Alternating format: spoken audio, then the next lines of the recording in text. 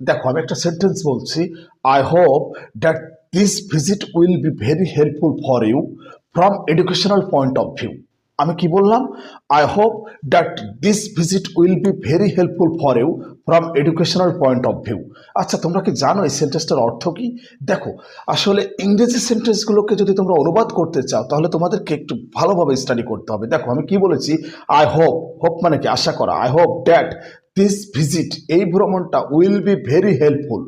Will be very helpful, helpful মানে কি? উপকারী। আমি আশা করি এই ভ্রমণটা অনেক উপকারী হবে from educational point of view. শিক্ষার্থিক বিবেচনায় এই ভ্রমণটা খুবই উপকারী হবে। I hope that this visit will be very helpful for you from educational point of view. দেখো, ইংরেজি বাক্যগুলোকে তোমাদেরকে এভাবে অনুবাদ করতে হবে। তোমরা যদি এভাবে অনুবাদ করতে শেখো তাহলে ইংরেজিটা তোমাদের জন্য অনেক ইজি হয়ে যাবে। তোমরা খুব সহজে ইংরেজিতে কথা বলা শিখে যাবে।